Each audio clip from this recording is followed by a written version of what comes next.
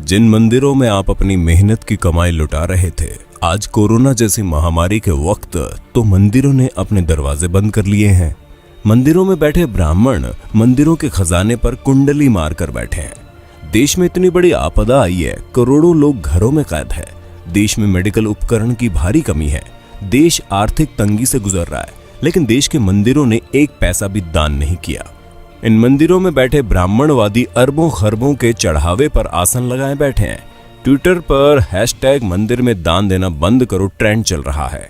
लोग कह रहे हैं कि जब मुसीबत के वक्त ही ना ही भगवान काम आ रहे हैं, ना ही उनके मंदिरों का चढ़ावा, तो फिर वो जा कहां रहा है। आइए आपको बताते हैं भारत के मंदिरों के पास कितना पैसा है। देश के अमीरों की बात आती है तो अक्सर अंबानी, टाटा और बिड़ला का नाम आता है।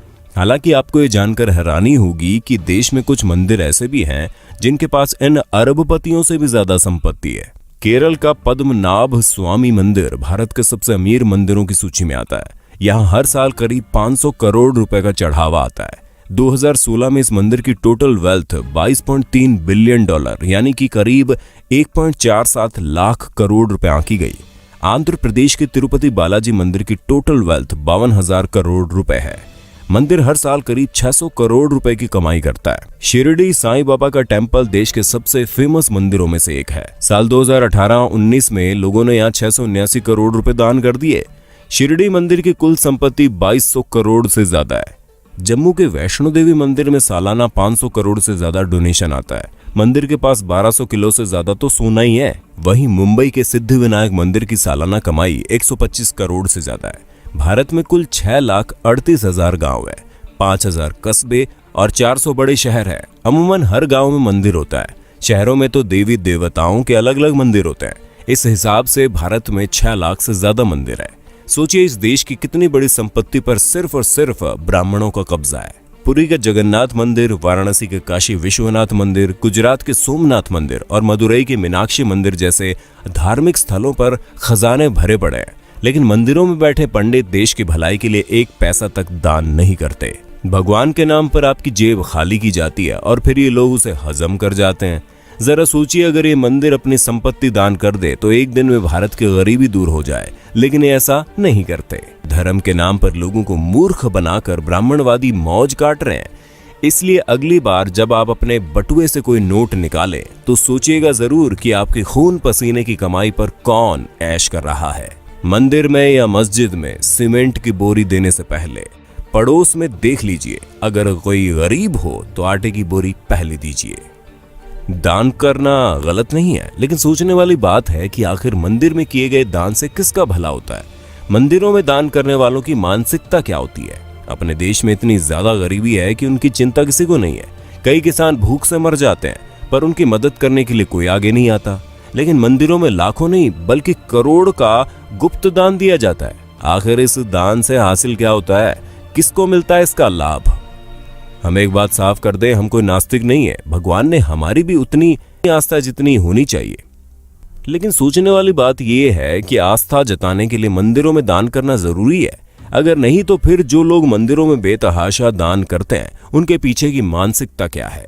क्या उनको भगवान से किसी बात का डर रहता है? क्या ऐसे लोगों को जो कि काले धंधे करते हैं, उनके मन में बात रहती है कि वो भगवान के मंदिर में कुछ दान करके अपने पाप से बच जाएंगे? हमें तो लगता है ऐसी ही किसी मानसिकता के वशीभूत होकर ये लोग लाखों रुपए दान करते हैं। लेकिन इनके दान से किसका भला होता है? हमारे देश के बड़े बड़े मंदिरों की हालत क्या है, किसी से छुपी नहीं है। लाखों दान करने वालों के साथ वीआईपी और वीवीआईपी के लिए तो इन मंदिरों के द्वार मिनटों में खुल जाते हैं। इनको भगवान के दर्शन भी इनके मन मुताबिक समय पर हो जाते हैं।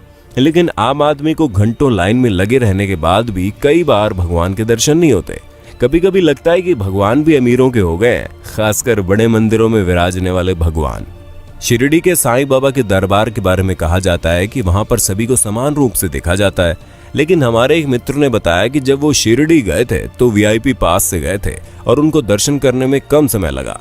यानी वहां भी बड़े छोटे का भेद है। संभवतः अपने देश में ऐसा कोई मंदिर है ही नहीं जहां पर छोटे बड़े का भेद ना हो। किसी वीआईपी या फिर अमीर को हमेशा लाइन में लगने से परहेज रहता है। वे भला किसी गरीब के साथ लाइन में खड़े कैसे हो सकते हैं? लाखों का दान करने वालों को क्या अपने देश की गरीबी नजर नहीं आती? क्या ऐसा दान करने वाले लोग इन खैराती अस्पतालों, अनाथ आश्रमों में दान करने के बारे में नहीं सोचते।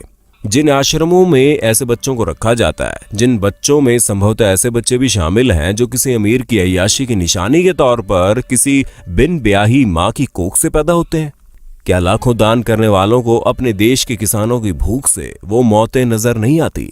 हम तो इतना जानते हैं कि किसी भूखे को खाना खिलाने से लाखों रुपए के दान से ज्यादा का पुण्य मिलता है। किसी असहाय और गरीब की मदद करने से उनके दिल से जो दुआ निकलती है वो दुआ बहुत काम की होती है। हम मंदिरों में दान करने के खिलाफ कतई नहीं है, लेकिन किसी भी मंदिर में दान उतना ही करना चाहिए जितने से उस मंदिर में होने वाले किसी